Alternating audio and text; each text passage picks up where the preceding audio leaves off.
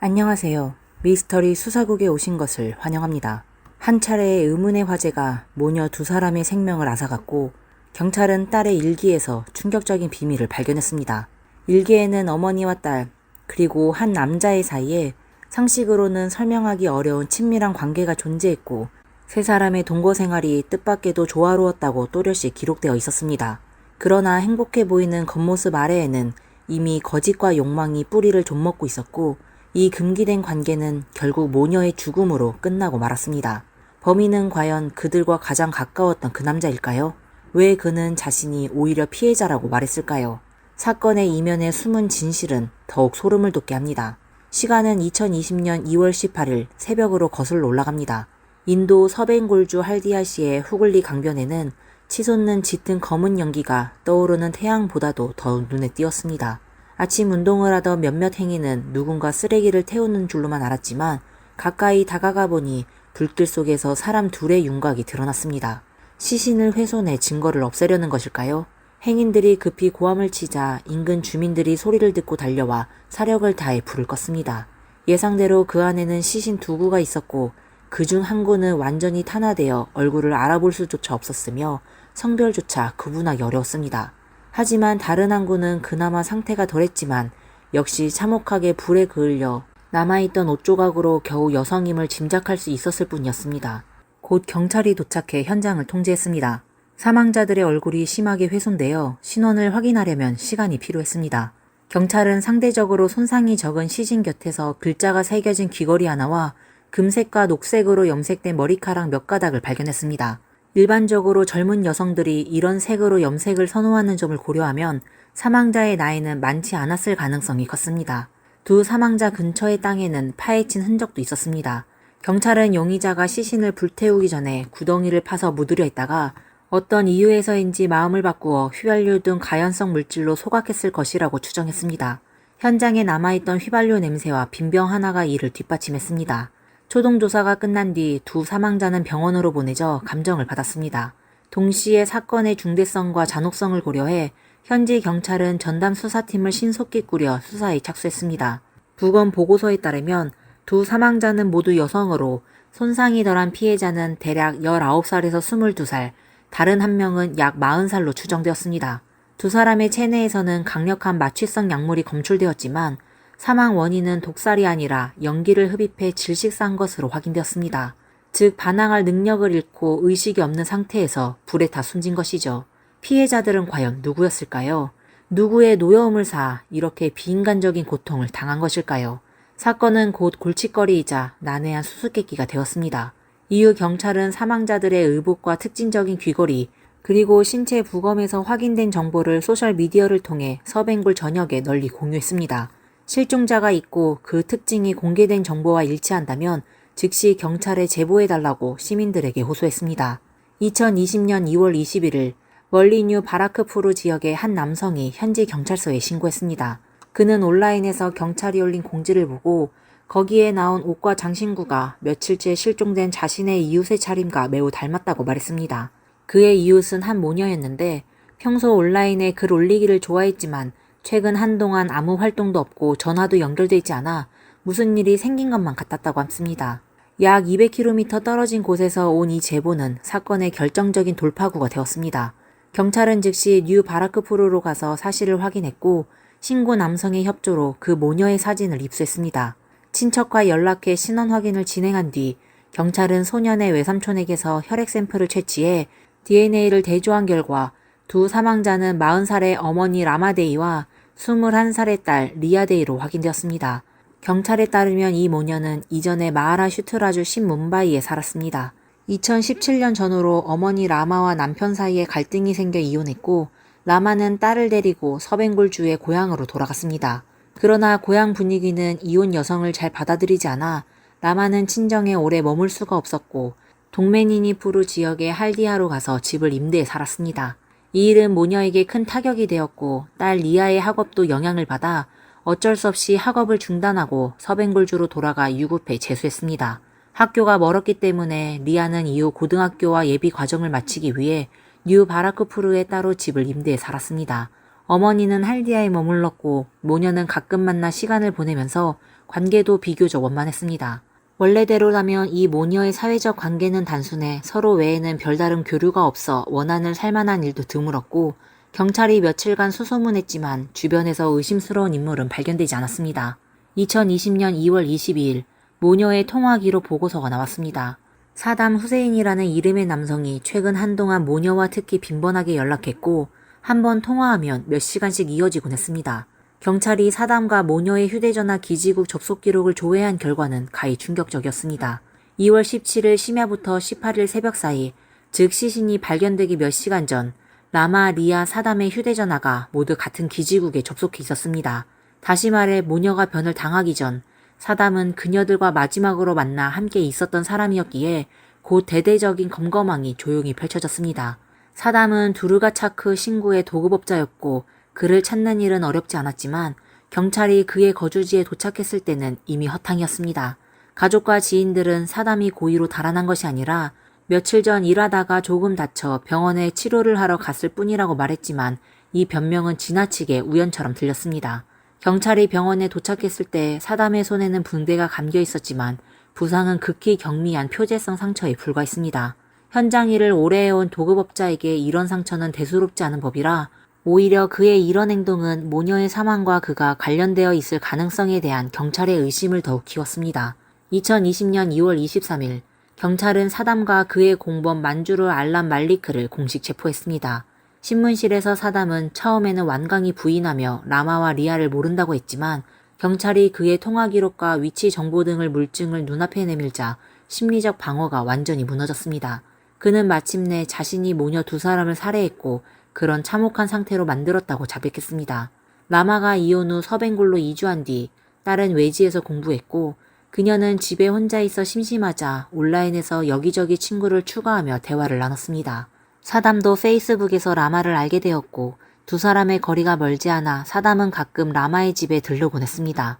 리아는 온라인에서 사담이 어머니에게 자주 댓글을 남기는 것을 보고 그가 어머니의 친구인 줄 알고 사담에게 친구 신청을 보냈습니다. 첫 만남 당시 리아는 19살, 사담은 27살로 한쪽은 사랑을 꿈꾸는 젊은 여대생, 다른 한쪽은 성숙하고 안정적으로 보이는 사회인이었습니다. 리아는 곧 사랑에 빠졌고 이후 두 사람은 연애를 시작했으며 데이트에 편리하도록 몇 킬로미터 떨어진 아파트로 옮겨 동거를 시작했습니다. 어머니 라마도 이에 이견이 없었고 오히려 딸과 사담의 교제를 꽤 지지했고 세 사람은 종종 함께 놀러 나가고 함께 식사하고 대화했고 해변을 산책하며 좋은 시간을 보냈습니다. 감정이 깊어지자 사담은 리아가 학업을 마치면 그녀와 결혼하겠다고까지 약속했습니다. 그러나 그의 달콤한 말은 모두 거짓이었고 이 관계는 처음부터 속임수였습니다. 얼마 지나지 않아 리아는 사담이 이미 결혼해 자녀까지 있다는 사실을 알아냈습니다. 그럼에도 사담은 단 한 번도 진실을 말하지 않았고 오히려 리아와 평생을 함께하겠다고 속였습니다. 격분한 리아는 이 일을 어머니 라마에게 알렸고 둘은 상의 끝에 사담이 거짓말을 했으니 차라리 이를 역이용해 결혼을 강요하기로 했습니다. 만약 그가 동의하지 않으면 경찰에 신고해 두 사람의 관계를 공개하고 사담을 사회적으로 몰락시키겠다는 것이었습니다. 사담은 예전처럼 갖가지 핑계를 대며 달래보았지만 모녀는 이번만큼은 단호했습니다. 결혼을 하든지 아니면 감옥에 가든지 결정해야 했죠. 사담의 눈에 한때 연인이었던 리아는 이제 언제든 그의 삶을 폭발시킬 수 있는 큰 골칫거리로 변했습니다. 두 선택 모두 그가 받아들일 수가 없었습니다. 그는 아내와 자식이 있어 리아와 결혼할 수 없었고 결혼하지 않으면 가정 붕괴와 사회적 비난에 직면할 위험이 있었습니다. 결국 사담은 제3의 길을 택하기로 했습니다. 라마와 리아 모녀를 없애 모든 것을 끝내자는 것이었죠. 어차피 이 모녀는 누구와도 거의 왕래가 없고 가족과의 관계도 멀어 아무도 그들을 챙기지 않아 실종되어도 알아차리지 못할 것이라고 여겼습니다. 그는 그들과 그 비밀을 세상에서 영원히 지워버리려고 했습니다. 그날 이후 사담은 이 살해를 치밀하게 계획하기 시작했습니다. 그는 친구이자 훗날 공범이 되는 말리크와 연락해 강력한 진정제를 준비했습니다. 2020년 2월 17일 사담은 라마에게 전화를 걸어 밤에 시간이 되면 만나자고 하며 가능하면 리아도 함께 데리고 오라고 했습니다. 셋이 모여 이 일을 빨리 정리하자는 것이었죠. 해질 무렵 모녀는 약속 시간에 맞춰 예전에 달콤한 데이트를 즐기던 그 장소로 왔습니다. 사담은 정성스럽게 먹을 것과 마실 것을 대접했고 진정제가 섞인 음식을 직접 연인 사이였던 리아와 그의 어머니에게 건넸습니다. 모녀가 의식을 잃고 혼수 상태에 빠지자 사담은 친구에게 전화를 했고 말리크가 즉시 달려와 사담과 함께 모녀를 목 졸라 죽였습니다. 그리고는 담요로 시신을 감싼 뒤 항구는 트렁크에, 다른 항구는 차량 뒷좌석에 실었습니다. 사담은 원래 말리크 집 근처에 모녀를 묻을 생각이었습니다. 하지만 말리크가 집 주변에 CCTV가 여럿 있다는 사실을 떠올리면서 안전하지 않다고 했습니다. 결국 두 사람은 차를 한 대 더 빌려 밤새 시신을 옮기기로 했습니다. 목적지는 약 200km 떨어진 인적드문 할디아의 강가였습니다. 그곳은 탁 트여 있고 감시 카메라도 없을 것이라고 생각한 것이죠. 사담은 비교적 신중해 출발 전에 일부러 휘발유 한 병을 준비해 두었습니다.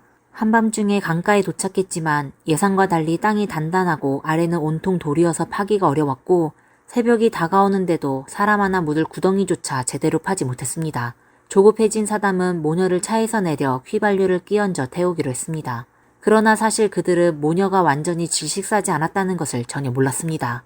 사담이 차에서 휘발유를 찾는 사이 모녀 중 한 사람이 깨어나 두어 번 몸을 움직였고 두 범인은 그만 질겁하고 말았습니다. 허둥대던 사담은 휘발유 한 병을 거의 통째로 라마에게 끼얹었습니다. 리아 차례가 되었을 때는 휘발유가 모자란 것을 알아차렸고 두 사람은 차량에서 연료를 조금 빼내 리아에게 뿌렸습니다. 다만 그때 고르게 뿌리지 못해 라마의 시신이 더 심하게 탔고 리아의 훼손 정도가 비교적 덜했던 그 이유가 되었습니다. 모녀에게 불이 붙는 것을 확인한 두 범인은 달아났습니다. 이쯤에서 사건은 감정적 분쟁이 통제를 잃고 극단적 폭력 범죄로 비화한 전형적인 사례처럼 보였습니다. 그러나 경찰이 피해자들의 아파트를 면밀히 수색하자 모두를 숨이 먹게 만들 새로운 사실이 드러났습니다. 진실은 그들이 상상했던 것보다 훨씬 더 복잡하게 뒤틀려 있었습니다. 2020년 2월 27일 사담이 체포된 며칠 뒤 전담 수사팀은 다시 한번 할디아의 모녀 아파트를 수색했습니다. 사담의 범행 동기에 관해 더 많은 증거를 찾기 위해서였죠. 그러다 옷장 하나에서 두 가지 놀라운 발견을 했습니다. 첫째는 산산이 찢긴 종이 조각들이었습니다. 경찰은 그것들을 조심스럽게 수거해 전문가에게 보내 이어 붙여 복원하도록 했습니다. 둘째는 리아의 개인 일기장이었습니다. 이제 먼저 그 종이 조각들부터 살펴보겠습니다. 전문가들의 몇 시간에 걸친 노력 끝에 그 조각들은 한 장의 문서로 다시 맞춰졌고 그것은 혼인증명서였는데 증서에 적힌 이름은 사담 후세인과 리아데이였고 등록 날짜는 2018년이었습니다. 경찰은 즉시 등기소로 보내 확인했으며 이 증서가 진품임이 입증되었습니다. 두 사람은 이미 합법적인 부부였던 것이죠. 이 발견은 청천벽력과도 같았고 사담의 핵심 범행 동기를 순식간에 뒤집었습니다. 그는 줄곧 리아가 결혼을 강요했지만 자신이 이를 충족할 수 없어 범행을 저질렀다고 주장해왔습니다. 그러나 사실 두 사람은 2년 전에 이미 결혼을 했던 것이죠. 그렇다면 사담은 왜 자신의 아내를 해쳤던 것일까요? 그가 이전에 한 진술은 분명 거짓으로 가득 차 있었습니다. 답은 아마 다른 증거물인 리아의 일기 속에 숨어 있을 것입니다. 이 일기는 때론 힌디어, 때론 영어, 때론 벵골로로 기록되어 있어 다소 뒤섞여 보였습니다. 그중 5쪽에는 세 사람 사이에 외부인이 상상하기 어려운 뒤틀린 관계가 자세히 적혀 있었습니다. 일기에는 이렇게 쓰여 있었습니다. 사담은 처음 어머니 라마와 알게 되었지만 이후 리아와도 감정이 생겼습니다. 리아는 사담과 자신의 어머니 라마 사이에 부정한 친밀 관계가 있다고 줄곧 의심해왔다고 솔직히 털어놓았습니다. 리아는 어머니가 할디아로 이사한 이유가 사담을 더 쉽게 만나기 위해서였다고 적었습니다. 이에 대해 어머니와 사담은 서로 관계가 있었음을 담담히 인정했고 리아는 놀랍게도 이를 받아들였고 그 결과 세 사람은 늘 붙어다니며 세세 친밀한 생활을 하게 되었습니다. 이러한 물증을 앞에 두고 사담은 마침내 또 다른 버전의 진실을 털어놓았습니다. 이번에 그는 자신을 철저한 피해자로 묘사했습니다. 그는 리아와 이미 결혼했다는 사실을 인정하면서도 결혼 후에야 아내 리아와 장모 라마의 사생활이 극히 문란하다는 것을 알게 되었다고 말했습니다. 사담은 라마가 여러 남성과 관계를 맺었을 가능성을 의심했고 아름다운 리아 주변에도 남자들이 많았다고 주장했습니다. 사담은 이를 견디지 못해 오래전부터 이 모녀를 떠나려고 했지만 모녀가 집요하게 달라붙었다고 말했습니다. 그는 리아와 라마가 자신의 부적절한 영상과 사진을 촬영해 이를 약점으로 삼아 협박했고 자신을 마치 현금 인출기처럼 대했다고 주장했습니다. 그들은 돈을 주지 않으면 그 영상과 사진을 그의 본처와 아이들에게 보내 사회적으로 매장시키겠다고 위협했다는 것이었습니다. 이런 장기간의 두려움과 압박 속에서 사담은 결국 이 모녀를 없애야만 이 악몽에서 한 번 더 벗어날 수 있다고 느꼈다고 했습니다. 이야기가 여기까지 오자 더더욱 미궁에 빠졌습니다. 한쪽에는 딸의 일기에 기록된 남편과 어머니 사이 불륜, 다른 한쪽에는 범인 본인이 아내와 장모에게 공갈협박을 당했다는 비참한 주장. 그러나 어느 쪽이 진실이든 거짓이든 이 온라인에서 시작된 관계가 이미 거짓과 욕망, 배신의 늪에서 썩어 문드러졌다는 사실을 가리킵니다. 다만 라마와 리아 모녀를 향한 비난은 모두 범인 사담에 의해서 나온 것일 뿐 진위는 오직 그만이 알 것입니다. 번거로움을 피하려고 두 생명을 산채로 불태운 악마의 말, 과연 얼마나 믿을 수 있을까요? 공갈협박 의혹이 일부 매체에 보도된 뒤 대중의 모녀에 대한 동정은 확실히 크게 줄었지만 이것이 사담이 두 사람을 잔혹한 방식으로 살해했다는 범죄 사실을 바꾸지는 못했습니다. 수사가 심화되면서 더 많은 관련자가 드러났고 최초에 체포된 말리크 외에도 그의 두 공범 슈쿠데브와 아민누르가 증거인멸을 도운 혐의로 체포되었습니다. 4명의 피의자는 곧 법정에 넘겨져 재판을 받았고 살해죄, 형사공모죄, 증거인멸죄로 기소되었습니다. 5년에 걸친 심리 끝에 2025년 8월 2일 법원은 1심 판결을 내렸고 주범 사담을 포함한 4피고 전원의 유죄를 인정해 모두에게 종신형을 선고했습니다. 그럼 오늘 이야기는 여기까지입니다. 이 복잡한 사건에 대해 여러분들은 어떻게 보시나요? 사담의 말에 얼마나 신빙성이 있다고 보십니까? 댓글에 여러분의 의견을 남겨주세요. 응원해주셔서 감사합니다. 그럼 다음 시간에 다시 찾아뵙겠습니다. 감사합니다. 안녕하세요. 미스터리 수사국입니다. 탕모의 사고는 태국 인터넷에서 센세이션을 일으켰습니다. 태국 네티즌들이 그녀의 사고에 대해 철저한 조사를 요구하고 사건에 의문점이 많은데도 불구하고 수사는 갑자기 종결되었습니다. 오늘 저희와 같이 사건에 대해 자세히 알아봅시다. 사건의 주인공은 태국 여배우 니다 파라차 위라퐁이며 모두는 그녀를 탕모라고 불렀습니다. 그녀는 1984년에 태어나 3살 때 부모가 성격 차이로 이혼하였고 얼마 후 어머니는 재혼하게 되었습니다. 그리고 탕모는 아버지와 임대주택에 살게 되었습니다. 고등학교 때 그녀는 뛰어난 외모로 스카우트 됐는데 그 당시 아버지의 부담을 덜어주기 위해 연예계에 입문하여 생애 첫 번째 광고를 촬영하였습니다. 2002년에 탕모는 한 오디션 프로그램에서 준우승을 차지한 후 드라마에서 악역으로 출연하여 주목받기 시작했습니다. 이후 탕모는 여러 역할을 연기했고 본인의 사업을 키우기 위해 노력했지만 학업도 포기하지 않았습니다. 2007년 4월 5일 23살의 탕모는 드라마 촬영을 마치고 승용차를 운전하여 집으로 가던 중 교통사고를 당했습니다. 안전벨트를 착용하지 않은 탕모는 차 밖으로 날아가 얼굴에 심한 흉터가 생기게 되었습니다. 결국 그녀는 성형수술을 해야만 했습니다. 2013년에 그녀는 만난 지 6개월 된 가수와 약혼을 했었는데 불과 2년 만에 두 사람은 헤어지게 되었습니다.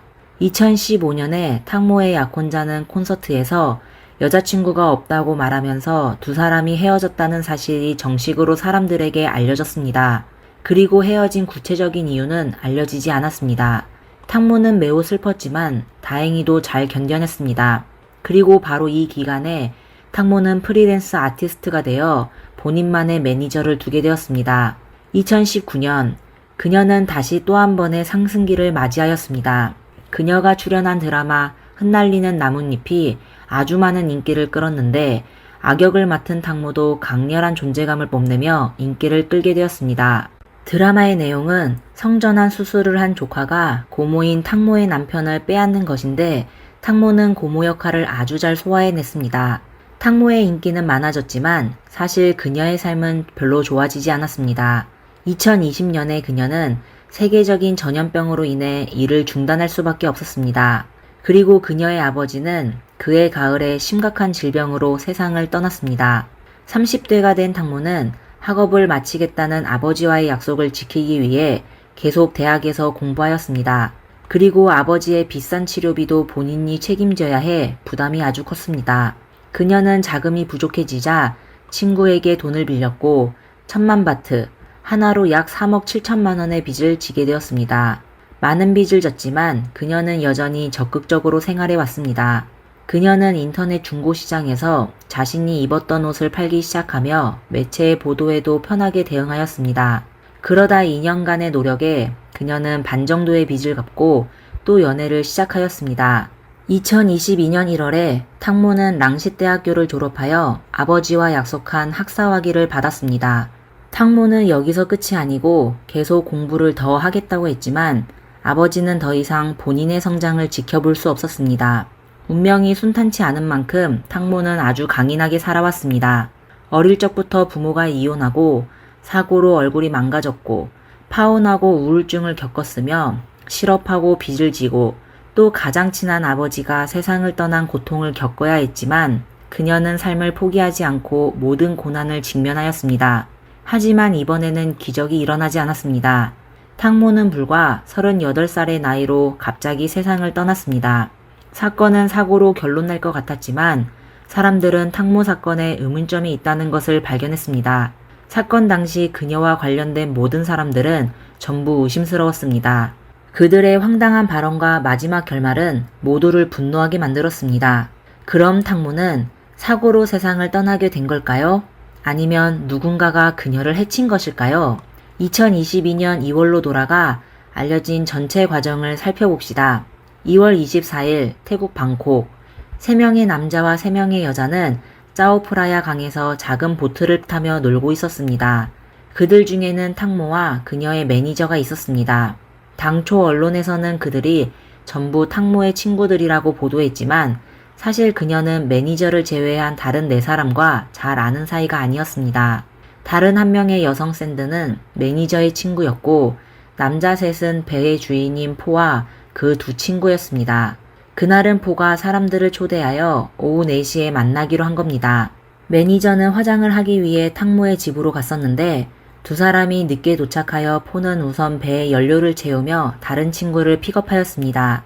그러다 전부 모인 후 그들은 2시간 정도 식사를 한 뒤 8시쯤 보트를 타게 됐습니다. 보트를 운전한 사람은 로버트라는 남성이었습니다. 그들은 라마 7 방향에 있는 논타부리를 향해 떠났으며 보트에서 즐거운 시간을 보내기 시작했습니다. 그러나 보트에 탑승한 지 2시간이 지난 10시 40분쯤 태국의 경찰서에는 누군가가 보트 위에서 미끄러져 강에 빠졌다는 신고를 받게 되었습니다. 경찰은 부두에 도착한 후 사건을 신고한 사람을 통해 물에 빠진 사람이 바로 배우 탕모라는 걸 확인했습니다. 갑작스럽게 일어난 사건은 곧바로 인터넷에서 퍼지기 시작했습니다. 탕모의 연예인 친구들은 곧바로 사람들을 동원하여 현장으로 가 구조팀과 함께 짜오프라야 강에서 수색 구조를 시작하였습니다. 하지만 그날 밤의 수색과 구조는 아주 어려웠습니다. 저녁 11시부터 새벽 1시까지는 조수 시간이어서 조류가 매우 빨라 수색 구조 진행이 아주 힘들었습니다. 강변 주민들은 사람들을 찾기 위해 집안의 모든 조명을 켜놨습니다. 한밤중에 수온은 극도로 낮았으며 탕모가 또 구명조끼를 착용하지 않고 물에 빠졌기 때문에 시간이 지나자 사람들은 점차 희망을 포기하기 시작했습니다. 10시간이 넘는 인양 작업에도 아무런 결과가 없었지만 구조팀은 인양 계획을 다시 짜 구조 작업을 계속 진행하였습니다. 그리고 사회적인 관심으로 탕모를 찾는 수색팀은 더욱 확장하게 되었습니다. 경찰과 구조팀, 그리고 해군의 잠수팀과 해군 감시팀이 전부 출동하였습니다. 이후 탕모의 어머니와 남자친구도 수색 구조에 동참했다는 소식이 전해졌습니다. 그녀의 남자친구는 짜오프라야 강에서 다시 만날 때까지 여기서 기다릴 거야 라는 글을 올렸습니다. 하지만 하루가 지났는데도 탕모를 찾지 못하였습니다. 2월 26일 아침 탕모의 어머니는 스님의 인도로 짜오프라야 강으로 가 꽃을 뿌리며 딸이 빨리 돌아오기를 기원하였습니다. 그리고 바로 그날 정오쯤에 수색 구조대는 어머니가 기도한 곳 근처에서 이미 숨진 탕모를 발견하게 됐습니다. 어머니와 탕모의 남자친구는 슬픔에 빠져 현장에서 통곡하다가 결국 기절하였습니다. 탕모가 숨졌다는 소문은 빠르게 퍼져 센세이션을 일으키게 됐습니다. 사람들은 자발적으로 짜오프라야 강으로 가 추모하는 꽃을 놓았습니다. 전 국민은 그녀의 참변을 안타깝게 생각했습니다. 법의학자의 판단에 따르면 탕모는 익사한 것으로 드러났습니다. 그녀의 몸에는 아무런 이상한 물질이 없었고 몸 위에는 상처가 많았었는데 아마 선미의 프로펠러로 생긴 것 같았습니다. 상처가 물에 빠지기 전에 생긴 건지 물에 빠진 후 생긴 건지 판단할 수 없어 경찰은 사건에 대해 조사하기 시작했습니다. 그리고 탕모와 함께 있었던 5사람들의 행보가 사람들의 주목을 받게 됐습니다. 사람들이 그들에게 관심을 돌리자 그들이 진술한 것과 사고 발생 후의 행동, 그리고 사건에 대한 처리 방식은 사람들을 분노하게 했으며 탕모가 단순한 사고가 아니었을까 하는 의심이 들 수밖에 없어졌습니다. 사고 발생 후 경찰은 탕모의 일행에게 다음날 아침에 사건에 대해 진술해야 되며 바로 탕모를 수색하여 구조해야 된다고 했습니다. 하지만 5사람 모두 사람들 몰래 현장을 떠났습니다. 매니저는 새벽 3시쯤에 떠났다고 했지만 CCTV에 그들은 1시 10분경 떠났습니다. 매니저는 혼자 승용차를 운전하여 탕모의 집으로 돌아갔습니다. 본인이 책임지던 연예인이 위험에 처했지만 그는 바로 탕모의 가족에게 알리지 않고 집으로 돌아가 휴식을 취했습니다. 나머지 4명은 새벽 2시 이후에 차례로 주유소에 도착했는데 CCTV 속 그들은 한자리에 모여 뭔가 의논을 하는 것 같았습니다. 아침에 경찰서로가 진술하기로 한 5명은 전부 나타나지 않았으며 그리고 그들은 한동안 전화도 받지 않았습니다. 정보가 부족한 것도 수색구조 작업이 더디게 진행되는 이유 중 하나였습니다. 그러다 이튿날 오후에서야 그들은 조사를 받기 시작했으며 전부 변호사를 대동했습니다. 그들은 전부 탕모가 사고를 당한 것이라고 했습니다. 그날 그들은 보트에서 놀고 있었는데 2시간쯤 지나자 탕모가 갑자기 화장실에 가고 싶어 했습니다. 선주포는 화장실이 고장나서 사용할 수 없다고 했습니다. 하지만 추후 그는 화장실에 잡동사니가 쌓여 있어 사용하기 불편하다고 말을 바꿨습니다. 할 수 없이 탕모는 선미로가 볼일을 보게 됐습니다. 이 점이 아주 이상했는데 탕모는 연예인인데 어떻게 사람들이 볼 수 있는 곳에서 볼일을 봤을까요? 그리고 그 당시 그녀는 보트에서 찍은 사진을 보면 원피스 수영복을 입고 있었기에 볼일 보기는 더욱 힘들 것이었습니다. 이에 매니저는 탕모가 한 손으로 수영복 아랫부분을 옆으로 밀어냈다고 했습니다. 하지만 탕모가 정말로 그런 이상한 행동을 했을까요? 앞서 언급했듯이 탕모는 매니저 외에 다른 사람들과 친분이 없었습니다. 남자들이 탕모가 문제를 해결하기 위해 선모로 가는 것을 알고 다른 곳을 본다고 하더라도 보트가 아주 작아 모르는 이성들 앞에서 볼일을 본다는 것은 매우 이상했습니다. 운전자에게 부탁해 배를 먼저 근처에 정박한 후 화장실을 찾는 게 더욱 합리적이었습니다. 하지만 나머지 5명은 한 목소리로 탕모가 선미에서 볼일을 해결했다고 했습니다. 추후의 인터뷰에서 그 당시 함께 보트에 탑승한 샌드라는 다른 여성은 현장에서 발생한 장면을 몸으로 재현하였습니다. 그 당시 샌드를 제외한 다른 사람들은 전부 앞을 보고 있었으며 샌드만 선미에 누워 다리를 선미에 두었습니다. 탕모는 쪼그려 앉은 자세로 균형을 유지하기 위해 샌드의 다리를 잡았는데 갑자기 균형을 잃어 뒤로 넘어지게 됐습니다. 하지만 그들의 증언은 점점 혼란스럽게 됐습니다. 잠시 후에는 탕모가 갑자기 손을 놓아 물에 빠지게 된 것이라고 하고 그 이후에는 탕모가 선미까지 걸어가다가 흘린 포도주를 밟아 미끄러져 물에 빠졌다고 했습니다. 그리고 선주는 배가 운행 중이라 누구도 탕모가 물에 빠졌다는 걸 눈치채지 못했다고 했습니다. 그러다 탕모가 배에서 떨어진 걸 알게 되자 그들은 그녀를 찾기 시작했습니다. 구조대가 현장에 도착하고서도 그들은 1시간 넘게 탕모를 찾고 있었다고 했습니다. 거의 100만 명의 사람이 그 생방송을 시청했었는데 그런 말도 안 되는 과정을 대중은 받아들이지 않았습니다. 스타가, 더욱이 여성이 자신의 이미지를 고려하지 않고 그런 짓을 하지 않을 겁니다. 그리고 탕모가 발견된 후 경찰이 확인한 결과 그녀의 옷은 벗겨진 적이 없어 경찰은 선미로가 볼일을 봤다는 말이 확실하지 않다고 했습니다. 그리고 사고가 발생한 보트가 정박한 후 어쩌면 탕모를 다치게 했을 프로펠러가 사라졌습니다. 하지만 경찰은 이에 관심을 두지 않고 인양하지 않았습니다. 그 대신 비정부 단체들이 자발적으로 프로펠러를 찾기 시작했는데 언론의 압력으로 경찰도 합류하게 됐습니다. 하지만 경찰이 인양한 프로펠러는 새 것처럼 보였습니다. 보트에 탄 여성인 샌드도 탕모 사건에 대해 공개 생방송을 한 적이 있었는데 탕모 얘기를 하다 웃음이 터질 뻔하기도 했습니다. 그러다 옆에 있는 사람들로부터 여러 번 눈치를 받은 후에야 엄숙하게 행동하였습니다. 물론 그들의 말을 가장 믿지 못한 사람은 탕모의 가족들이었습니다. 그녀의 어머니는 사건이 발생하자 자신의 태도와 의문을 표현하였습니다. 탕모와 다른 5명의 사람은 식사한 후 보트를 탔었습니다. 탕모는 매니저 외에 누구도 몰랐습니다. 그럼 그들이 탕모와 같이 있게 된 목적은 무엇일까요? 탕모는 수영을 잘하는데 어떻게 물에 빠지자마자 사라졌을까요? 수년간 탕모와 함께 일하며 친자매처럼 지내던 매니저 크라틱은 왜 사건 이후 전화를 받지 않고 사라졌을까요? 이에 탕모의 친구들은 게시글을 올려 사실을 밝혀달라고 하였습니다. 대부분의 사람은 탕모가 타인에게 참변을 당한 것으로 믿었습니다. 그리고 네티즌들은 이미 여러 가지 상황을 추측했습니다. 탕모의 어머니는 한 뮤직비디오가 담긴 CD를 받았는데 안에는 사람이 익사한 장면이 있으며 글씨체가 난잡한 편지가 있었습니다. 그녀는 누군가가 본인을 협박하는 것으로 여기고 바로 경찰에 제출했습니다. 또한 믿을 만한 친구로부터 딸이 간 모임이 단순한 파티가 아니라 사실 뒷거래를 하던 모임이라는 말을 들었습니다. 탕모의 어머니와 그녀의 친구들은 탕모가 그런 거래를 절대 받아들이지 않았을 거라고 했습니다.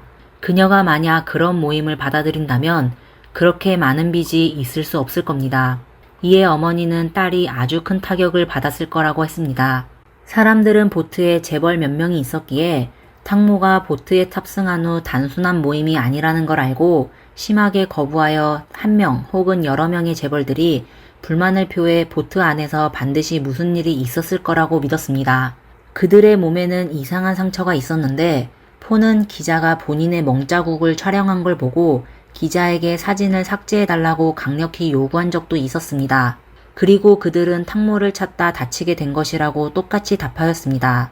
사람들은 그들이 보트에서 신체 접촉을 하여 다치게 된 거고 탕모가 숨지게 되자 그녀를 강안으로 던진 거며 그녀와 같이 있던 사람들이 범인을 두려워하거나 책임을 회피하기 위해 같이 거짓말하게 된 것이라고 추측하였습니다. 그러다 사건의 중요한 단서가 나타나게 되었습니다. 2022년 3월 초 차오프라야강 CCTV 영상이 유출됐는데 그 당시 장면이 찍힌 것 같았습니다. 하지만 확대한 화질은 아주 흐렸습니다. 어렴풋이 운행 중인 보트의 뒤쪽에서 누군가가 갑자기 물에 빠진 것 같았습니다. 물에 빠지는 속도와 거리로 볼 때 외력이 있는 것 같았습니다. 그리고 다른 각도에서 찍힌 영상으로 볼 때 배 위에 남자 3명과 여자 2명이 있었습니다. 배 밑바닥의 물속에는 누군가가 물에 떠있는 하얀 물건을 잡으려고 했지만 한 남자가 그 물건을 옮겼습니다. 인근 주민들이 찍은 영상에서도 배 밑에 뭔가 있는 것 같았습니다. 하지만 영상이 전부 모호하여 경찰은 이를 증거로 사용할 수 없었습니다. 경찰은 사건을 수사하며 이미 몇십 개의 영상을 확보하였습니다. 사건에 대한 하나의 루머가 있었는데 사실인지는 확인할 수 없었습니다. 역시 뒷거래 관련 루머인데 배에 탑승한 재벌들이 아니라 그들이 감당할 수 없는 숨겨진 거물이 있다는 것입니다. 매니저는 50만 바트, 하나로 약 1870만 원을 받아 탕모를 모임에 데려갔습니다.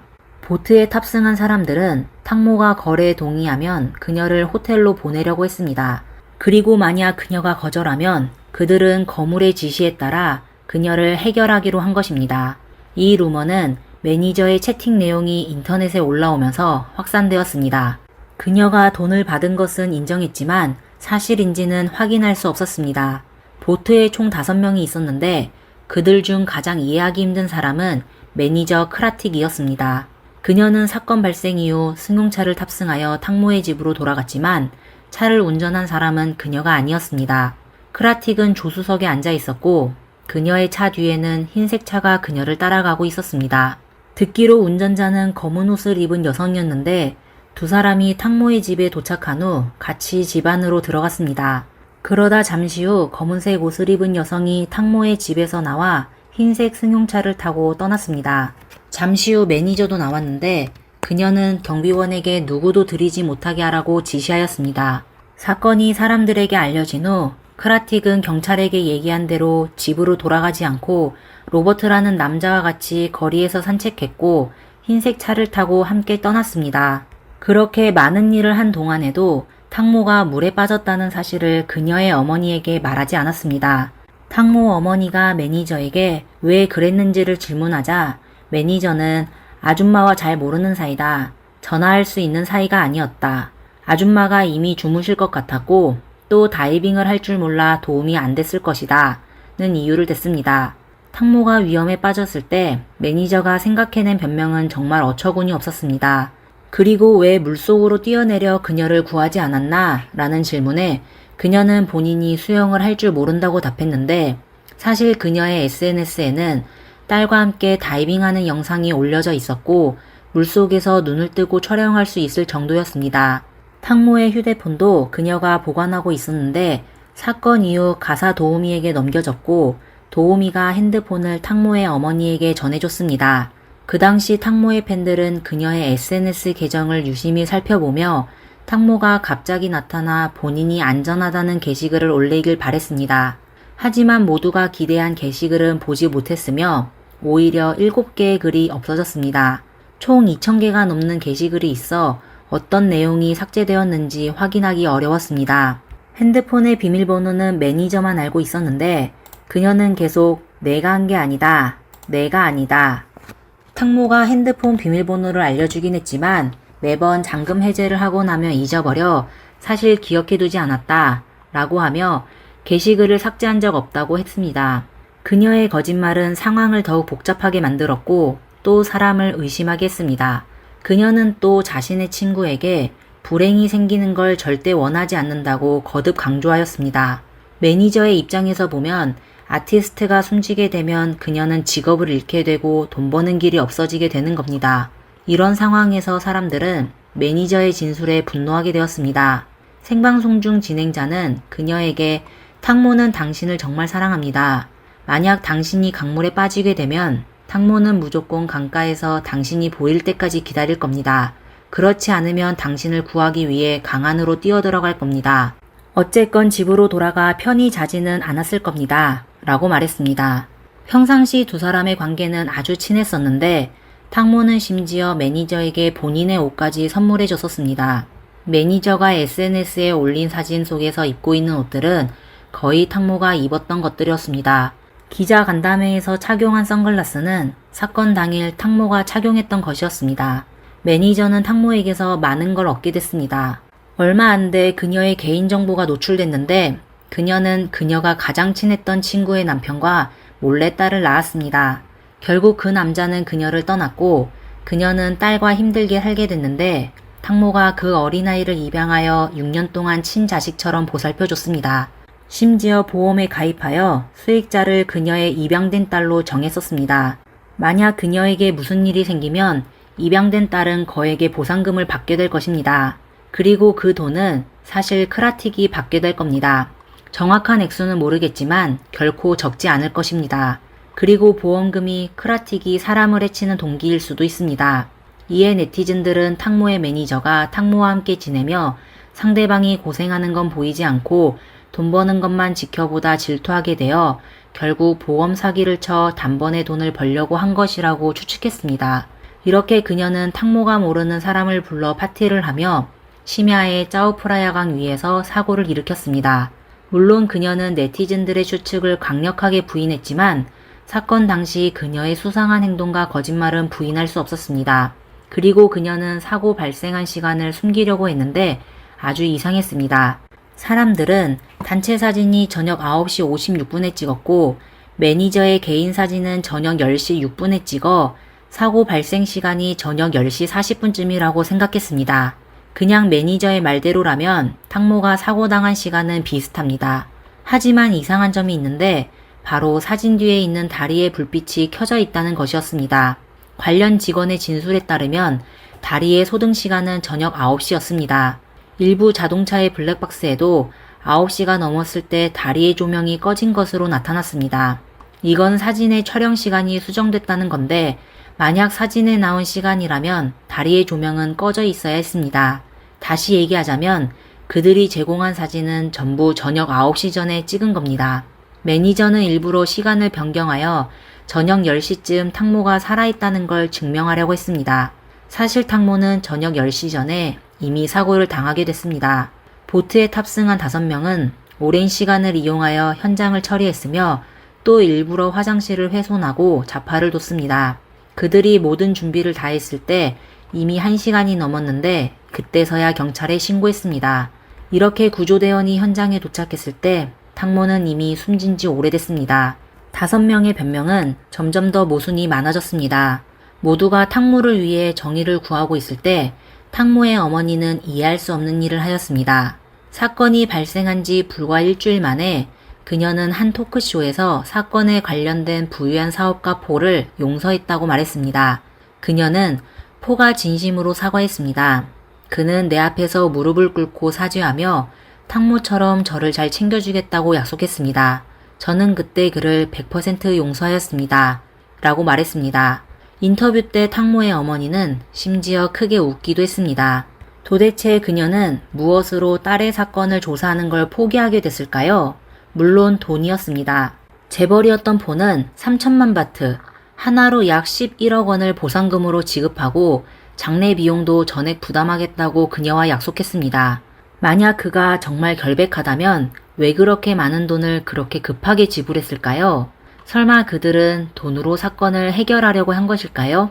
어쨌든 일주일 전까지만 해도 딸이 억울하게 세상을 떠났다고 주장한 어머니는 불과 며칠 만에 상대방의 사과를 받고 심지어 포와 포옹까지 했습니다. 탕모의 어머니는 딸이 살아있다면 앞으로 30년 동안 벌 수 있는 돈을 계산했는데 연봉이 100만 바트, 약 3,740만 원 정도가 되어 30년간 3천만 바트를 벌 수 있을 거라고 했습니다. 인터뷰의 진행자는 그녀에게 사회로부터 비난받을 건데 두렵지 않느냐? 라고 물었습니다. 이에 그녀는 전혀 두렵지 않습니다. 뭐라 듣는다 해도 사람들은 우선 매니저를 비난할 겁니다. 라고 답했습니다. 그녀의 말을 정리하자면 이번 사건이 이미 마무리됐으니 더 이상의 조사할 필요가 없고 장례식만 치르면 된다는 의미였습니다. 사람들은 탕모 어머니의 행동에 분노하게 되었습니다. 그녀가 사실을 조사하는 걸 포기한다면 탕모의 억울함은 영원히 밝혀지지 않고 사건은 영원히 미궁 속에 있어야 합니다. 탕모 어머니의 발언에 사람들은 상심해하며 점점 사건 조사를 포기하게 되었습니다. 많은 연예인들도 SNS를 통해 어머니를 자랑하기 시작하며 어머니에게 감사함을 표현하며 탕모의 엄마를 풍자하였습니다. 우리 어머니는 3천만 바트 때문에 나를 억울하게 두진 않을 겁니다. 인터넷에 퍼지고 있는 욕설과 비난에 탕모의 어머니는 나는 상관없어요. 그리고 그런 글을 읽지도 않아요. 라고 답하며 저는 매일 앱에서 노래를 불러 우승까지 했어요. 라고 하였습니다. 탕모가 3살 때 그녀의 부모는 이혼하게 되었습니다. 그녀의 어머니는 그냥 아주 가끔씩 탕모를 보러 갔습니다. 탕모는 아버지와 어머니를 아주 사랑했습니다. 하지만 33살이 되고서야 새 가족이 모인 사진을 갖게 되었습니다. 그러다 2020년에 아버지가 세상을 떠난 후 탕모는 어머니와 다시 만나 친해지게 되었습니다. 하지만 같이 지낸 2년의 시간은 30년이 넘는 공백을 메울 수 없었습니다. 탕모는 어머니와 같이 있는 걸 좋아했지만 어머니는 딸의 재산을 더욱 사랑하는 것 같았습니다. 탕모의 사건은 인터넷을 통해 계속 퍼지게 됐는데 태국 국무총리의 주목까지 받게 되었습니다. 총리는 경찰을 도촉하여 최대한 빨리 사건의 진실을 확인하여 국민의 우려에 대응하라고 했습니다. 사건 과정을 국민들에게 공개하여 하루빨리 진실을 밝히라고 했습니다. 이어 경찰은 탕모 사건에 관련된 77명의 진술과 총 60개의 CCTV 영상을 수집하여 사건 당시의 상황을 파악하였습니다. 보트를 운전한 로버트는 본인이 보트 운전 자격이 없다고 인정하였습니다. 사건 당일 저녁, 그는 배를 운전하는 걸 연습했는데 보트가 불안정해 탕모는 물에 떨어지게 되었습니다. 그리고 그는 사건 당일에 술을 마셨는데 책임을 피하기 위해 와인병과 와인잔 등 증거물을 폐기하였습니다. 사건 발생 이후 그는 다른 몇몇의 사람들과 협상하여 현장을 처리했습니다. 그리고 탕모의 어머니는 사건이 점점 커지게 되자 말을 돌리며 3천만 바트가 단지 그녀의 심리적 기대일 뿐이라고 말했습니다. 그녀는 딸의 숨진 원인에 대해 확인하고 싶다며 법의학 의사에게 재검을 요청하고 화장 시간을 무기한 연장해달라고 요청했습니다. 그녀는 탕모의 법의학 검사 결과가 나오면 딸이 물에 빠지기 전에 이미 다쳤던 건지 확인하여 딸이 사고인지 타인으로 인해 세상을 떠나게 됐는지 알 수 있을 거라고 했습니다. 2022년 3월 11일부터 13일까지 탕모의 장례식은 태국 방콕의 한 교회에서 치르게 됐습니다. 사회 각계각층의 친구들과 팬들은 그녀의 장례식장에 모여 그녀에게 애도를 표했습니다. 탕모의 남자친구는 그녀를 위해 특별히 반지까지 준비했습니다. 2022년 4월 26일 오후 태국 경찰은 기자회견을 열어 탕모 사건에 대한 조사를 종결했다고 발표하며 기자들의 질문에 답하였습니다. 탕모는 본인의 부주의로 물에 빠진 것은 아니지만 누군가가 계획하여 그녀를 해친 것도 아닙니다. 그녀는 단지 보트에 탑승한 사람의 과실로 세상을 떠나게 된 겁니다. 경찰은 탕모와 같이 보트에 탑승한 사람들에게 과실치사, 탈죄방조, 은폐, 증거인멸, 허위증언 등으로 기소했지만 그들은 전부 보석으로 풀려났습니다. 2023년 5월 10일 태국 스타 탕모의 익사 사건에 대한 판결이 발표되자 인터넷에서 화제가 되었습니다. 첫 번째 피고인 로버트는 징역 2년 9개월, 집행유예 3년, 벌금 6만 4천 바트, 하나로 약 240만 원을 선고받았고 두 번째 피고인 포는 징역 2년 2개월, 집행유예 3년, 벌금 5만 4천 바트, 하나로 약 202만 원을 선고받았습니다. 하지만 사람들이 생각도 못한 게 탕모의 어머니가 미소를 지으며 피고인 두 사람과 손을 잡고 법정을 나온 것입니다. 사람들은 그 장면에 충격을 받게 되었습니다. 앞서 탕모의 어머니는 보트의 주인과 또 탕모와 같이 보트에 탑승한 사람 중 남자 재벌을 용서하고 그들로부터 보상금 3천만 바트, 하나로 약 11억 원을 받았었습니다. 탕모의 어머니는 보트 주인을 용서하는 건 돈과 아무 상관이 없다고 강조하며 보트 주인이 사건 이후에 그녀에게 자주 전화하여 안부를 전하고 사과하여 그녀를 감동하게 했다고 했습니다. 사실 탕모의 어머니가 돈 때문에 감동을 받게 된 건지는 그녀만 알고 있을 겁니다. 사건 판결에 대해 탕모의 어머니는 아주 만족하였습니다. 그녀는 피고인 두 명이 자신의 아들 같은 존재라며 항상 그녀를 잘 보살펴줬다고 했습니다. 그리고 피고인 두 명도 탕모의 어머니가 그들을 용서해줘 고맙게 생각한다고 했습니다. 그들은 법원의 판결을 받아들이며 앞으로도 탕모의 어머니를 계속 돌볼 거라고 했습니다. 팬들과 네티즌들은 불만이 많았지만 법원의 판결을 존중할 수밖에 없었고 탕모의 어머니에 대해서는 그냥 어이없다고 생각할 수밖에 없었습니다. 오늘의 영상은 여기까지입니다. 영상을 재미있게 보셨다면 좋아요와 구독 부탁드리겠습니다. 감사합니다. 안녕하세요. 미스터리 수사국입니다. 오늘 사건의 주인공은 감금되었다가 8년 반 만에 탈출에 성공했습니다. 놀랍게도 탈출 후 그녀는 자신을 감금했던 사람을 용서했습니다. 경찰은 사건에 많은 의문점을 발견했고 세상에는 온갖 음모론이 난무했습니다. 그녀에게 도대체 무슨 일이 있었던 걸까요? 함께 나타샤 캄푸시의 이야기 속으로 들어가 보겠습니다. 1988년 2월 17일 나타샤 캄푸시는 오스트리아 비엔나에서 태어났습니다. 어머니 브리기타 시르니와 아버지 루드비 코우는 사이가 좋지 않아 나타샤가 어릴 때부터 별거했습니다. 부모는 번갈아가며 나타샤를 돌봤지만 둘 다 쉽게 화를 내는 성격이었고 화가 나면 나타샤를 욕하거나 때리기도 했습니다. 게다가 나타샤가 살던 동네 환경도 좋지 않았습니다. 부모 모두 비엔나 정부에서 건설한 저렴한 공공임대주택 지역에 살고 있었고 이웃들은 심상치 않았습니다. 집 근처에는 술에 취해 떠드는 사람이나 욕설을 퍼붓는 사람들을 흔히 볼 수 있었습니다.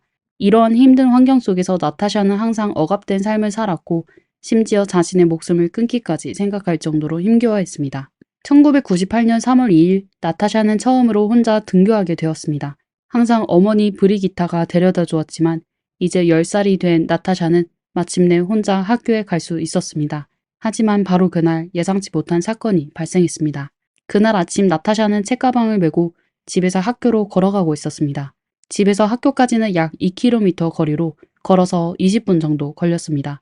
나타샤는 10분 정도 걸었을 때 앞쪽에 하얀색 펜 앞에 한 남자가 서 있는 것을 보았는데 마치 누군가를 기다리는 것 같았습니다. 남자는 계속 나타샤를 응시하고 있었고 겁을 먹게 된 나타샤는 무서워서 그 남자를 피해 길을 건너려고 했지만 두려운 모습을 들키지 않으려고 애써 아무렇지 않게 곧장 걸어갔습니다. 나타샤와 남자 사이의 거리는 점점 가까워졌습니다. 그러다 나타샤가 남자 옆을 지나려는 순간 남자가 나타샤를 붙잡아 옆에 있던 벤 안으로 밀어 넣었습니다. 나타샤는 무의식적으로 소리를 지르려고 했지만 남자는 곧바로 그녀를 제압하고 큰 소리 지르지 마. 움직이지도 마. 내 말만 들으면 해치지 않을 거야. 라고 험악하게 말했습니다. 나타샤는 너무 놀라 말도 할 수 없어 그녀는 남자의 지시대로 차 안에 가만히 앉아있을 수밖에 없었습니다. 남자는 하얀색 벤을 운전하여 도로를 질주했습니다. 나타샤는 차창 밖으로 숲길, 전봇대, 스쳐 지나가는 집들을 보았지만 어디로 가는지는 알 수 없었습니다. 약 30분쯤 지났을까 차는 어느 차고로 들어가 멈춰 섰습니다. 남자는 파란색 담요로 나타샤를 감싼 채 어둠 속에서 계단을 향해 걸어갔습니다. 나타샤는 아무것도 볼 수 없었고 먼지와 습기 찬 냄새만 코를 찌르는 듯 했습니다. 남자가 몇 개의 문을 여는 소리가 들리고 나타샤는 거칠게 끌려 방으로 들어가는 것을 느꼈습니다. 쿵 하는 둔탁한 소리와 함께 방문이 닫히고 나타샤는 칠흑 같은 어둠 속에 혼자 남겨졌습니다. 잠시 후 남자는 얇은 스티로폼 매트리스를 가져왔습니다. 매트리스 아래는 딱딱한 나무판이 느껴졌지만 더 이상 선택의 여지가 없었습니다. 매트리스 외에는 파란색 담요 하나만 있었고 나타샤는 그걸 덮고 몸을 녹였습니다. 방에는 베개가 없어 나타샤는 재킷을 벗어 네모난 모양으로 접어 임시 베개로 삼았습니다. 남자는 나타샤의 책가방을 가져가고 신발까지 태워버리며 이제 더 이상 필요 없다고 냉정하게 말했습니다. 그제서야 어린 소녀는 본인이 납치되어 아마 그 어두운 곳에 영원히 살아야 한다는 걸 생각하게 됐습니다. 10살의 어린 나이에 처음으로 절망이라는 감정을 느끼게 된 겁니다. 3월 2일 나타샤가 혼자 학교에 가던 날 오후 학교 시간이 훨씬 넘었는데도 나타샤가 집으로 돌아오지 않아 그녀의 어머니는 학교로 전화하여 딸을 찾았습니다. 하지만 학교 측에서는 나타샤가 당일 학교에 가지 않았다고 답변하였습니다. 불길한 예감이 들게 된 그녀의 어머니는 바로 경찰에 신고했습니다. 1998년의 CCTV 시스템은 오늘날처럼 발달하지 않았고 화질도 선명하지 않아 어린 소녀의 행방을 찾는 것은 쉬운 일이 아니었습니다. 3월 3일 TV에는 실종자 찾기 방송이 나갔고 경찰은 나타샤를 목격한 사람을 찾으려고 애썼습니다. 그러다 긴 기다림 끝에 마침내 목격자가 나타났습니다. 한 소녀는 나타샤의 집에서 학교로 가는 길의 중간 지점쯤 되는 원형교차로에서 오전 7시 20분경 빨간색 재킷을 입은 나타샤가 2명의 남자에게 끌려가는 것을 보았다고 했습니다. 그들은 도로 오른쪽에 세워진 하얀색 밴에 나타샤를 강제로 태웠습니다. 이 정보 외에는 경찰은 아무것도 얻지 못했습니다. 하얀색 밴은 당시 경찰이 가지고 있는 유일한 단서였습니다. 경찰은 대대적인 수사를 펼쳐 범인을 찾기 위해 하얀색 밴 소유주 1,520명과 사건과 관련이 있을 가능성이 있는 650명을 조사했지만 아무런 단서도 찾지 못했습니다. 나타샤는 세상에서 사라졌고 그 후로 아무런 소식도 없었습니다. 경찰은 납치범이 몸값을 요구할 가능성이 높다고 판단하여 나타샤의 어머니 브리기타의 전화번호를 공개했습니다. 하지만 브리기타의 전화번호가 공개된 후 자신이 나타샤를 납치했다는 전화가 빗발쳤지만 모두 사람들의 장난 전화였습니다. 그러다 4년의 세월이 흘러 2002년 7월 18일에 한 사립탐정이 기자회견을 열어 충격적인 주장을 펼쳤습니다. 그는 경찰의 수사가 모두 헛수고라고 주장하며 진짜 범인은 바로 나타샤의 어머니 브리기타라고 폭탄 선언을 했습니다. 그는 브리기타가 사업가와 불륜관계를 맺었고 두 사람은 함께 도망치려고 했다고 주장했습니다. 나타샤는 두 사람의 관계에 방해가 되었고 브리기타와 사업가는 나타샤를 살해하여 연못에 묻었다는 것입니다. 그는 경찰에게 자신이 말하는 연못에서 시체를 찾으라고 요구했고 그의 주장은 당시 큰 파장을 일으켰습니다. 여론의 압박으로 경찰은 결국 연못에서 시체를 찾기로 했지만 결과는 예상대로 아무것도 찾지 못했습니다. 4년이란 시간은 또 빠르게 흘러 2006년 8월 23일 오후 1시 한 노인이 경찰에 전화를 걸어 어린 소녀가 자신의 집 마당으로 들어와 창문을 두드리며 구조 요청을 하고 있다고 신고했습니다. 경찰이 현장에 도착했을 때 뼈만 남은 듯한 어린 소녀를 발견했습니다. 놀랍게도 그 소녀는 8년 반 전 실종된 나타샤였습니다. 그녀는 지난 8년 동안 어디에 있었을까요? 어떻게 탈출을 했을까요? 그녀는 어떤 일을 겪었을까요? 사람들은 빨리 답을 듣고 싶어 했습니다. 나타샤는 자신을 납치한 남자의 이름이 볼프강 프리클로필이라고 말했습니다. 경찰은 그 이름을 듣자 익숙한 느낌을 받았습니다. 그들은 이미 볼프강을 조사한 적이 있었습니다. 당시 35세의 미혼이었던 그는 지멘스 회사의 통신기술자였고 범죄 기록도 없었습니다. 그는 비엔나 시내에서 차로 30분 거리에 있는 스트라스 호프에 살았으며 혼자 살고 있었고 하얀색 밴을 가지고 있었습니다. 그는 당시 경찰에게 사건 당일 집에 있었다고 진술했지만 증인이 없어 그의 말을 증명할 수 없었습니다. 경찰은 그의 밴을 조사했지만 건설 현장에서 가져온 고무만 가득했고 이상한 점은 없었습니다. 경찰은 밴을 자세히 조사하지 않고 사진만 몇 장 찍어 파일 봉투에 담았습니다. 그렇게 나타샤를 구할 기회를 놓친 것입니다.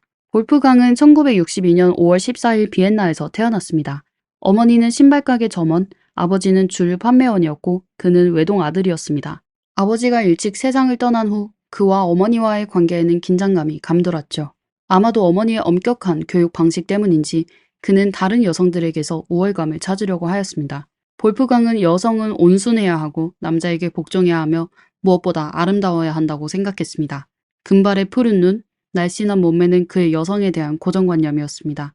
이렇게 그는 금발의 인형처럼 예쁜 나타샤를 보자 주저없이 아이를 납치했습니다. 그는 나타샤를 자신의 집 차고 지하실에 가두고 외부 세계와 완전히 차단시켰습니다. 당시 가족과 경찰이 나타샤를 애타게 찾고 있을 때 지하에 갇힌 나타샤는 아무것도 몰랐습니다. 얼마나 오랫동안 갇혀 있었는지, 언제 집으로 돌아갈 수 있을지 알 수 없었습니다. 그녀는 매일 볼프강과 힘겨운 싸움을 벌였고 그의 냉정하고 변덕스러운 태도를 견뎌내야 했으며 또 그의 눈치를 살피며 탈출할 기회를 엿보았습니다. 처음에는 방에 갇혀 볼프강이 매일 물과 음식을 가져다 주길 기다렸지만 나중에는 볼프강이 지하실에 통신장치를 설치하여 나타샤는 필요한 물건이 있을 때 볼프강에게 연락할 수 있었습니다. 하지만 이것은 볼프강의 자비심 때문이 아니었습니다. 나타샤가 아무리 무엇이 필요하다고 말하더라도 볼프강은 쉽게 들어주지 않았습니다. 그는 나타샤를 완전히 자신의 손아귀에 쥐고 싶어 했습니다. 또 나타샤에게 무엇을 주든지 받아들이라고 강요했고 자신을 신이라고 생각하며 절대적인 권력을 실시하며 나타샤를 자신의 노예로 여겼습니다. 나타샤의 탈출을 막기 위해 볼프강은 그녀를 매우 은밀한 비밀 공간에 가두었습니다. 이 비밀 공간에 들어가려면 여러 장애물을 통과해야 했습니다. 먼저 차고 바닥에 있는 매우 은밀한 비밀문을 찾아야 합니다. 비밀문을 열면 계단이 나오고 계단을 내려가면 장롱과 타이어가 보입니다. 장롱과 타이어를 치우면 뒤에 70cm 높이의 작은 문이 숨겨져 있습니다. 그 문의 뒤에는 매우 좁은 통로가 있고 그 통로를 따라 기어들어가 끝까지 가면 150kg의 무게의 철근 콘크리트로 만들어진 문이 나타납니다. 그 문을 열고 왼쪽으로 들어가면 이중으로 된 나무 문이 있습니다. 그 문을 통과하면 나타샤의 방에 도착합니다. 5평 남짓한 좁고 습한 공간입니다. 나타샤는 볼프강이 자신의 방에 들어올 때마다 거의 1시간 가까이 걸렸다고 말했습니다. 겹겹이 쌓인 장벽들로 둘러싼 비밀 공간은 마치 절망의 감옥과 같았습니다. 만약 볼프강이 먼 여행을 떠나거나 극단적인 상황으로 세상을 떠난다면 나타샤는 5평 남짓한 공간에 영원히 갇히게 될 것입니다. 마지막 한 톨의 식량과 마지막 한 방울의 물이 닿을 때까지 말입니다. 폐쇄된 공간에서 오는 답답함과 불쾌함은 나타샤를 끊임없이 괴롭혔습니다. 방에는 창문이 없었고 습기로 가득 차 축축했으며 곰팡내가 진동했습니다. 날씨가 조금만 따뜻해져도 온갖 종류의 벌레들이 방 안을 기어다녀 나타샤를 더욱 괴롭혔습니다. 볼프강은 방에 환풍기를 설치했지만 품질이 좋지 않아 소음이 컸고 오래 돌리며 열이 발생했습니다. 심지어 날개가 녹아 더욱 귀청이 찢어지는 소리를 내기도 했습니다. 그러다 날개가 완전히 부서지고야 방은 조용해졌습니다. 하지만 자유를 잃고 열악한 환경을 견뎌내는 것은 나타샤의 악몽 시작에 불과했습니다. 볼프강은 나타샤를 지하실에 잠시 가둔 후 그녀가 도망칠 용기가 없다고 판단한 후 자신만의 노예 훈련 계획을 시작했습니다.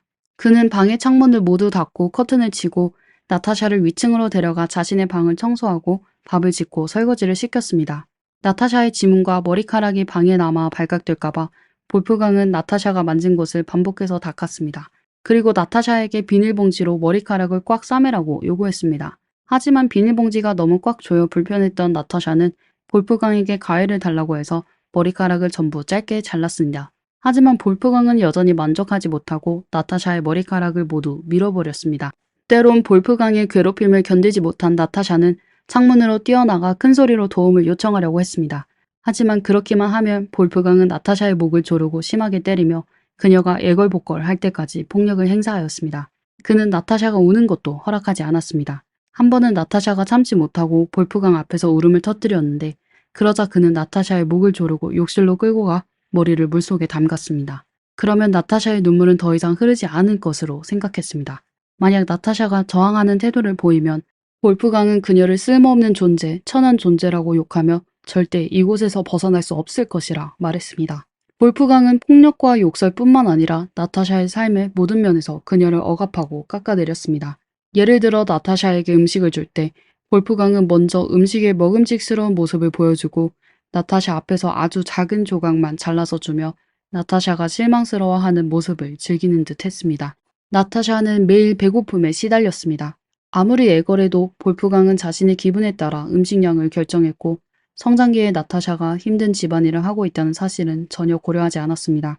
게다가 볼프강은 나타샤가 방에만 틀어박혀 움직이지 않아 많이 먹는 것은 낭비라고 생각했습니다. 하지만 이러한 혹독한 환경 속에서도 나타샤는 지식에 대한 갈증을 포기하지 않았습니다. 매일 볼프강의 괴롭힘을 견디고 배고픔에 시달리면서도 집안일을 해야 했지만 나타샤는 책 읽는 것을 좋아했고 특히 실화를 바탕으로 한 책을 즐겨 읽었습니다. 볼프강은 책에 대해서는 의외로 후한 편이었습니다. 그는 나타샤에게 사전과 그녀가 좋아하는 책들을 사주었습니다. 나타샤는 수학에도 관심이 많았습니다. 그녀는 볼프강에게 수학 문제를 내달라고 부탁했고 방 한 구석에 앉아 수학 문제를 풀면서 외로움을 달랬습니다. 볼프강은 수학을 잘했었기 때문에 나타샤는 그에게 채점을 부탁했습니다. 하지만 볼프강은 나타샤의 진심 어린 부탁을 그녀를 조롱할 기회로 여겼습니다. 그는 나타샤가 푼 문제를 받아서 답을 제대로 보지도 않고 빨간색 펜으로 모든 답에 큰 X표를 그었습니다. 그는 나타샤가 책을 읽고 심심함을 달래는 것을 허용했지만 나타샤가 지능을 드러내는 것을 절대 허용하지 않았습니다. 그는 본인의 지배력을 잃고 자신의 열등감을 느낄까 봐였죠. 이 기간에 나타샤는 마음속으로 수많은 탈출 계획을 세웠고 여러 번 기회를 포착하여 도움을 요청하려고 했습니다. 하지만 볼프강은 항상 그녀의 생각을 예측하고 차갑게 경고했습니다. 아무에게도 말하지 마. 그렇지 않으면 그 사람을 해치거나 너를 해치거나 혹은 너를 본 모든 사람을 해칠 거야. 볼프강의 끊임없는 감시 외에도 탈출 계획을 실행하는 데는 많은 변수가 있었고 나타샤는 항상 운이 따르지 않았던 것 같았습니다. 한 번은 볼프강이 나타샤를 데리고 거리로 오다가 물건을 사러 갔는데 마침 다른 사건 때문에 경찰이 검문하고 있었습니다. 나타샤는 이 기회를 놓칠 수 없었습니다. 도움을 구할 가장 좋은 기회라고 생각하며 한 경찰에게 눈짓을 보냈습니다. 경찰은 친절해 보였지만 나타샤의 절박한 눈빛을 알아채지 못했습니다. 볼프강의 신분증을 확인한 후 경찰관은 아무 의심 없이 그들을 보내주었습니다. 그 후로도 나타샤는 여러 번 탈출을 시도했지만 모두 실패로 돌아갔습니다. 이렇게 긴 3096일이 흘러갔습니다. 나타샤의 이름은 더 이상 텔레비전 뉴스에 등장하지 않았고 그녀의 사건 기록은 경찰 기록 보관소에서 점점 잊혀갔습니다. 가족들은 나타샤를 찾기 위해 끊임없이 노력했고 그녀가 반드시 집으로 돌아올 것이라고 믿었지만 아무도 나타샤가 어디에 있는지 몰랐습니다. 2006년 8월 23일은 평범한 날이었습니다. 적어도 나타샤가 눈을 뜨고 일어났을 때는 그랬습니다. 그녀는 지난 3096일과 똑같은 평범하고 절망적인 하루가 될 것으로 생각했습니다. 그날 오후 1시쯤 볼프강은 나타샤에게 차를 청소하라고 시켰습니다. 그러는 사이 볼프강은 전화를 받고 밖으로 나갔습니다. 진공청소기 소리가 너무 커서 볼프강은 전화 내용을 제대로 들을 수 없었습니다. 그는 약 11m 떨어진 수영장으로 가서 전화에 집중했습니다. 나타샤는 볼프강을 쳐다보았고 잠그지 않은 마당문과 전화에 정신이 팔린 볼프강을 보고 이때다 싶었습니다. 망설일 틈도 없이 진공청소기를 내려놓고 청소기 소리에 가려진 채 평생 가장 빠른 속도로 문을 열고 뛰쳐나갔습니다. 그리고 옆집으로 달려가 도움을 요청하여 이번에 나타샤는 드디어 성공했습니다. 이웃이 경찰에 신고하자 경찰은 볼프강을 체포하려고 했습니다. 하지만 볼프강은 나타샤가 도망친 것을 알고 자신의 죄가 드러날 것을 직감하여 경찰이 도착하기 전에 차를 몰고 도망쳤습니다. 나중에 사람들은 그가 기차레일 위에 누워 목숨을 포기한 것을 발견했습니다. 전국을 뒤흔들었던 납치 사건은 볼프강이 숨진 것으로 허무하게 막을 내렸습니다. 나타샤가 구출된 후 언론은 그녀를 끊임없이 인터뷰하며 몹쓸 짓을 당했는지 볼프강이 그녀의 음란한 영상을 찍었는지 질문했습니다. 하지만 나타샤는 모든 질문을 단호하게 부인했고 다른 사적인 질문에도 답변을 거부했습니다. 그녀는 대중의 호기심을 충족시키기 위해 힘겹게 얻은 자유를 희생하고 싶지 않았습니다. 또한 자신을 피해자로만 바라보는 시선도 원치 않았습니다. 볼프강이 가한 상처는 이미 아주 고통스러웠고 그녀는 사람들의 이상한 시선으로 또 다른 상처를 받고 싶지 않았습니다. 2010년 9월 나타샤는 자신이 겪은 이야기를 담은 책 3096일을 출판했습니다. 2013년에는 같은 제목의 영화가 제작되었고 나타샤는 책과 영화를 통해 자신만의 방식으로 고통과 마주하고 새로운 삶을 맞이했습니다. 한 가지 언급해야 하는 것은 2016년 인터뷰에서 나타샤는 기자와 같이 8년 반 동안 자신을 감금했던 집을 다시 찾아갔습니다. 볼프강이 자신의 목숨을 끊은 후 나타샤는 배상금으로 그 집의 3분의 1을 소유하게 되었고 나중에 볼프강의 어머니와 합의하여 나머지 3분의 1도 받게 되었습니다. 그녀는 가끔 그 집을 방문하여 마당을 정리하곤 했습니다. 또한 볼프강은 생전에 빨간색 BMW를 소유하고 있었습니다. 나타샤가 탈출한 날 볼프강은 그 차를 몰고 경찰의 추격을 피했습니다. 볼프강이 세상을 떠난 후 나타샤는 그 차를 몰고 자신을 납치했던 오두막으로 돌아가 정성스럽게 관리했습니다. 볼프강이 남긴 차를 소중히 하는 나타샤의 행동은 많은 사람들에게 이해할 수 없는 일이었습니다. 더욱 이해할 수 없는 것은 나타샤가 볼프강이 친구들과 친하게 지내고 심지어 나타샤의 어머니도 볼프강을 알고 있었습니다. 이 사건을 추적 조사했던 경찰서장도 자신의 목숨을 끊었다는 소식이 전해지면서 이 사건에 많은 의문점과 음모론이 제기되었습니다. 첫째, 공범 문제입니다. 목격자는 나타샤를 납치한 사람이 2명이라고 진술했습니다. 한 명은 나타샤를 제압하고 다른 한 명은 운전을 맡았습니다. 하지만 나타샤는 탈출 후 자신을 납치한 사람은 볼프강 혼자라고 주장했습니다. 목격자가 잘못 본 것일까요? 아니면 나타샤가 무언가를 숨기고 있는 것일까요? 경찰은 이와 관련하여 매우 의심스러운 사람을 조사했습니다. 그의 이름은 어니스트 홀자펠입니다. 그는 볼프강과 같은 지멘스 회사에서 일하며 두 친구가 되었습니다. 나중에 어니스트는 인테리어 회사를 차렸고 때때로 볼프강에게 통신장비 설치를 부탁했습니다. 볼프강은 나타샤를 납치한 후 어니스트에게 나타샤를 소개해준 적이 있었습니다. 당시 나타샤는 어니스트가 볼프강의 공범인지 확신할 수 없었고 그에게 도움을 요청하면 볼프강을 화나게 할까봐 두려웠습니다. 두 사람은 어색하게 인사를 나누었고 별로 이야기를 하지 않았습니다. 볼프강이 숨진 날 그는 자동차를 몰고 쇼핑몰 주차장에 갔다가 어니스트에게 전화를 걸었습니다. 그는 음주운전으로 경찰에게 쫓기고 있다며 어니스트에게 기차역까지 데려다 달라고 부탁했습니다. 어니스트는 볼프강이 자신의 목숨을 끊으려는 것을 몰라 그를 기차역으로 데려다 주었고 그 후 볼프강은 기차에 뛰어들어 스스로 목숨을 끊었습니다. 한 가지 언급해야 할 것은 볼프강이 숨진 후 나타샤는 어니스트와 자주 통화했다는 점입니다. 심지어 술에 취한 상태에서 두 사람은 5시간 동안 통화하기도 했습니다. 이 세 사람의 관계를 바탕으로 어니스트의 진짜 정체에 대한 많은 추측이 나왔지만 나타샤는 후속 인터뷰에서 어니스트에 대해 자세히 언급하지 않았습니다. 어니스트는 볼프강의 몇 안 되는 친구 중 한 명으로 인터뷰에 응하여 자기 생각을 밝혔습니다. 2008년 경찰은 나타샤 사건의 의혹을 다시 조사하기 위해 조사팀을 꾸렸습니다.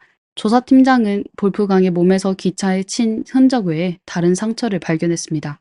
그는 볼프강이 누군가에게 해치게 된 후 기차 레일에 버려져 스스로 목숨을 버린 것으로 위장된 것으로 의심했습니다. 그는 볼프강의 공범이 있다고 주장했지만 이 주장을 뒷받침할 만한 증거는 없었습니다. 2010년 1월 8일 비엔나 검찰은 공식 성명을 발표하며 나타샤 사건의 납치범은 볼프강 혼자였다고 사건을 종결했습니다. 공식 성명이 발표된 6개월 후 조사팀장은 자신의 아파트에서 숨졌습니다. 그의 선택과 나타샤 사건이 연관되어 있는지 확인할 수 없지만 시기상으로 사람들의 의심을 증폭시켰습니다. 조사팀장의 결말은 이 사건의 의혹을 더욱 짙게 만들었습니다. 2012년 오스트리아는 독일과 미국 FBI에 도움을 요청하며 나타샤 사건에 대한 재수사를 요청했지만 결과는 미미했습니다. 공범 문제 외에도 나타샤의 어머니 브리기타에 대한 의혹은 끊이지 않았습니다. 앞서 한 사립 탐정이 브리기타가 불륜관계를 맺었고 나타샤가 두 사람의 관계에 방해가 되어 사업가와 함께 나타샤를 살해했다고 주장했지만 나타샤가 무사히 돌아오면서 그 주장은 설득력을 잃었습니다. 하지만 브리기타를 의심하는 사람은 그 탐정뿐만이 아니었습니다. 오스트리아 전직 판사 마티는 나타샤가 실종된 후 브리기타가 나타샤 납치 사건을 계획했다고 주장했습니다. 그는 브리기타와 볼프강이 알고 있었다는 증거를 제시하며 브리기타가 나타샤를 해친 사실을 숨기기 위해 납치를 모의했다고 주장했습니다. 몇몇 증인들은 브리기타가 나타샤를 때리는 모습을 봤다고 진술했고 경찰은 브리기타의 아파트에서 나타샤의 이상한 포즈를 취한 사진을 발견했습니다. 딸을 학대했다는 혐의로 2008년 5월 15일 브리기타는 법정에 서게 됐습니다. 당시 20살이었던 나타샤도 법정에 출석하여 증언했습니다. 하지만 나타샤는 어머니에게 학대를 당한 적이 없다고 주장했고 경찰이 찾아낸 사진에 대해서 브리기타는 그냥 찍은 사진일 뿐이라며 특별한 의미가 없었다고 주장했습니다. 법원은 결국 브리기타의 주장을 받아들였고 결국 그녀에 대한 혐의는 증거 불충분으로 기각되었습니다. 나타샤는 볼프강이 숨지게 되어 슬퍼했고 그의 집을 관리하고 그의 차를 몰았습니다. 언론은 그녀가 스톡홀름 증후군을 앓고 있다고 보도했습니다. 그들은 나타샤가 볼프강에게 애착을 느껴 그를 동정하고 그리워한다고 주장했습니다. 하지만 나타샤는 이러한 주장에 동의하지 않았습니다. 그녀는 볼프강에게 애착을 느낀 것이 아니라 그를 동정하고 이미 용서했다고 말했습니다. 나타샤는 볼프강과 8년 반 동안 함께 지내며 그의 숨겨진 어두운 면을 목격했습니다. 볼프강은 다른 사람들에게는 매우 친절했지만 사실 그는 내심 사회와 주변 사람들을 혐오했습니다. 그는 권력에 대한 갈망과 존중받고 싶은 욕구를 두고 있었지만 정상적인 방식으로 원하는 것을 얻는 게 두려워했습니다.